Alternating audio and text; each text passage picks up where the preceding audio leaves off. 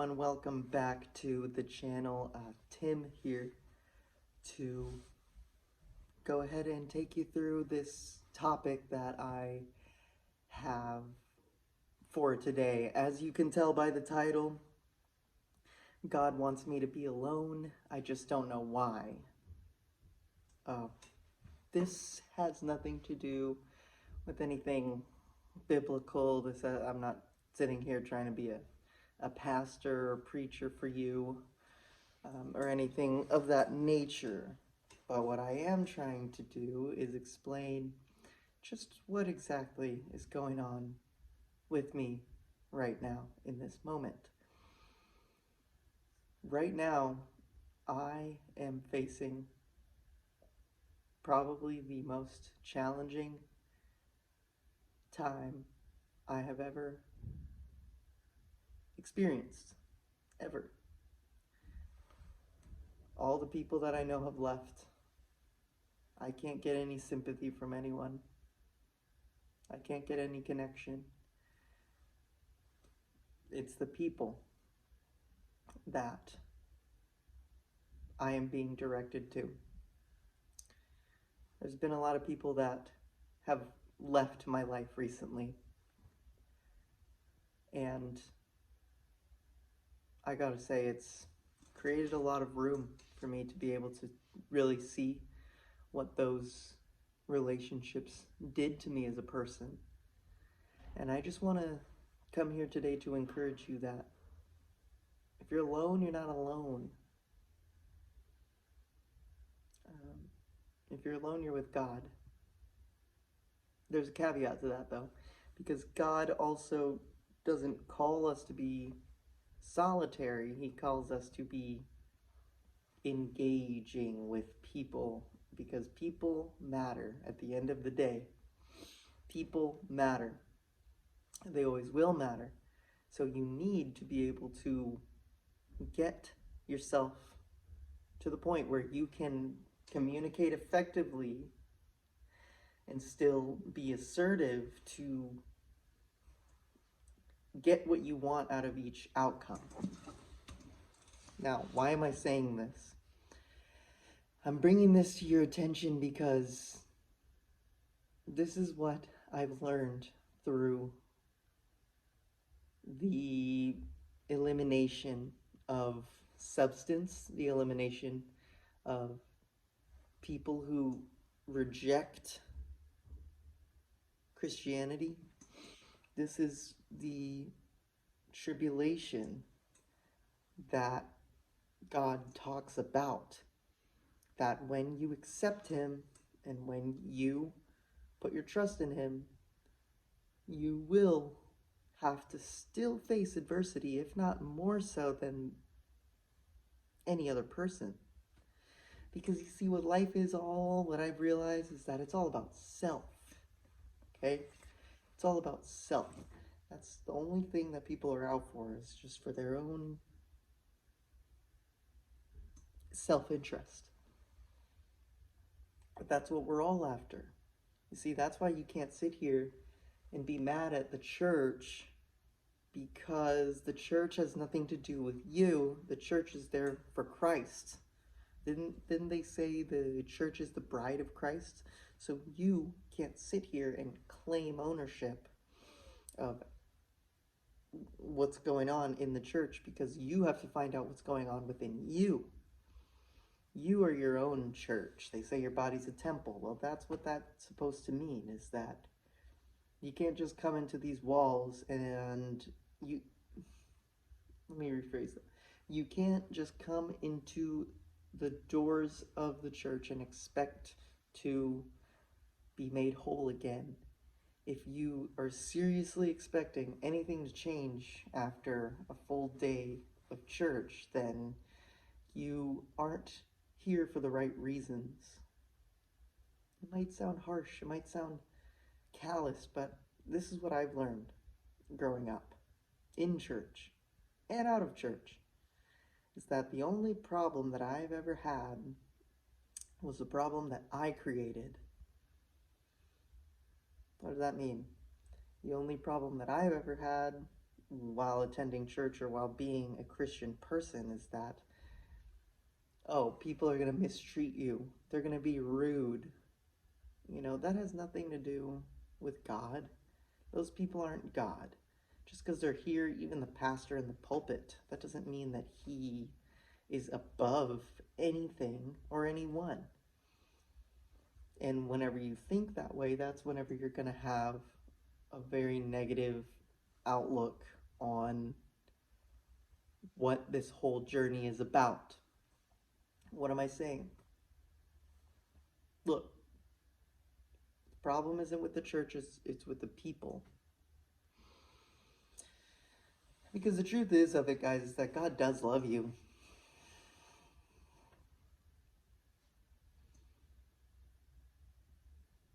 God does love you in his own way. Is it the love that you want? No. Is it the love that you imagined in your head? Well, then why are you imagining those things? Because in the Bible it never said, oh, love is whenever you feel really happy inside and whenever everything's going right. Sometimes love comes in the form of despair. Because God wants us to be able to overcome the negativity. He wants us to be able to overcome the world and what they bring into our lives. And what you let influence you will become who you are. Or you will let that become you, frankly put. So God wants me to be alone. I just don't know why. Well, I can spectate and I can speculate on what is happening right now. That is to say, I am not ready to have people into my life as I am now.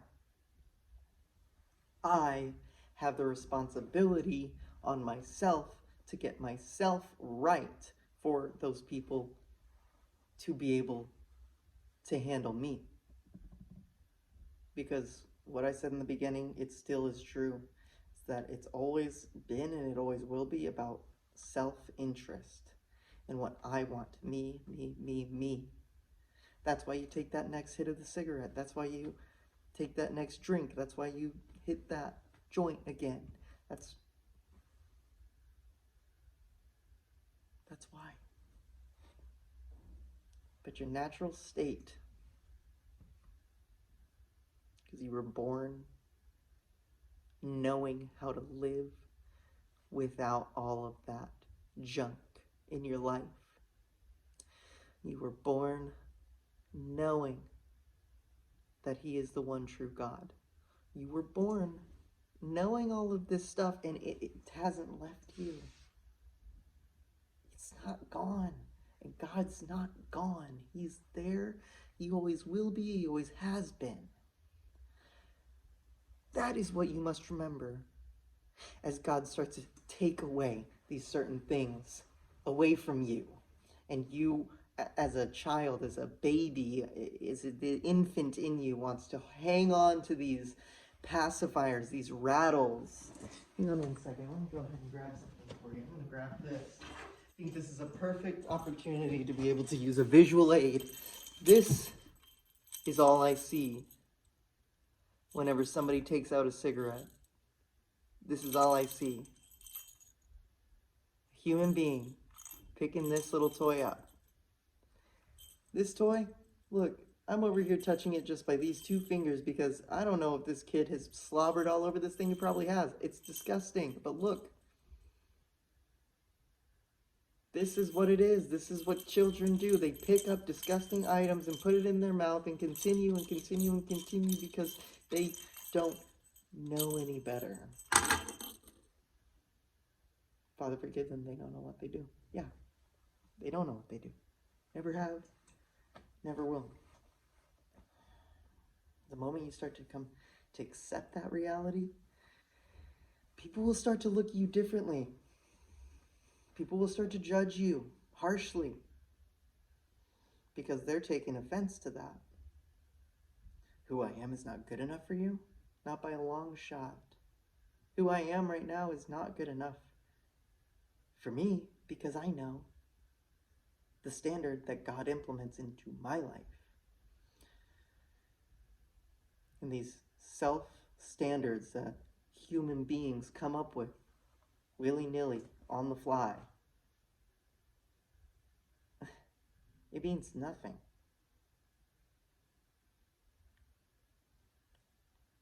So, God wants me to be alone right now. I just don't know why.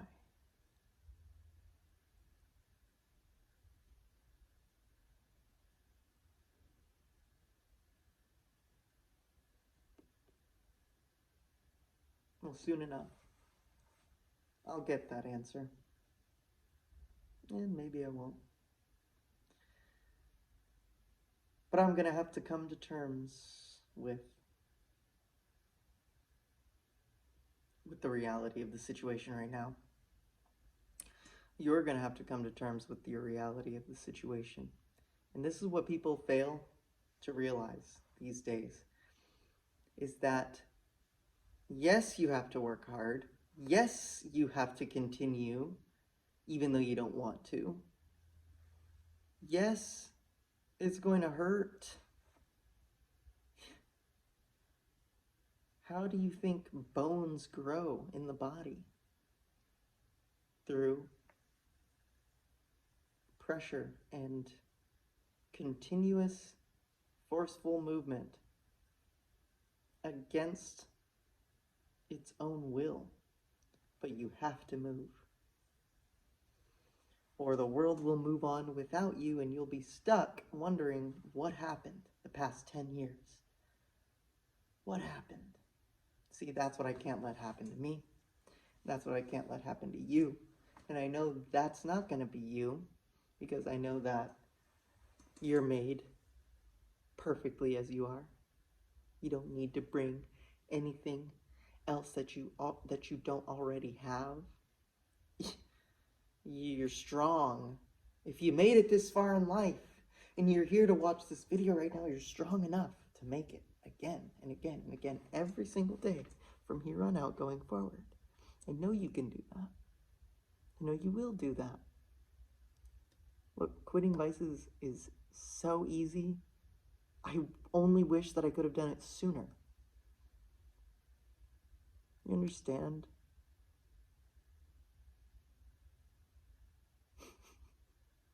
And you're probably confused because you're saying, oh, you just said it was going to be hard. It's hard until it's not. It's hard until it's not anymore. And that's the process of growth. God wants me to be alone right now. I just don't know why. Well, maybe it's so I can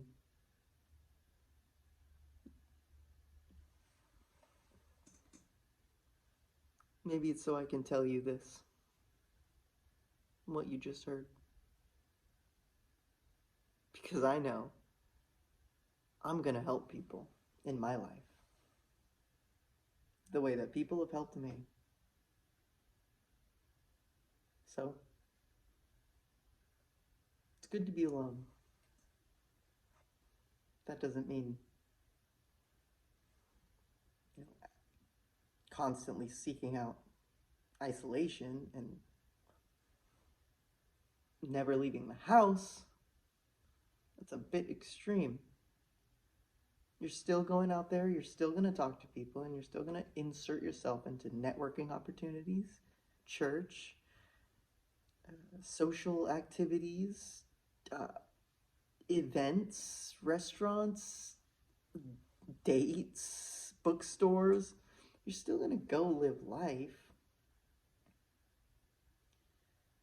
And you're still going to go interact with people, but now you're going to see that you, yourself, are good enough for yourself. You're good enough to do these things with. And you're good enough as you are. Which means, since you are so perfect as you are, since you are so good as you are, since who you are is what God intended you to be, that means that there's now a responsibility on you to level up.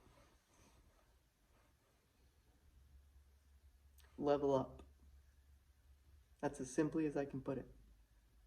You know what I mean. I'm not going to sit here and treat you like you're stupid, you know. You know what I'm talking about, and you know exactly what this message is. You're smarter than that. You're smarter than the average person if you made it this long into this speech. You're smarter than the average person because you're hearing the intention behind the words. That's what's going to separate you from the pack. That's what's going to boost your efficiency. So, that's going to be it for this one. Thanks for listening. Take care of yourselves. And stay safe. God bless.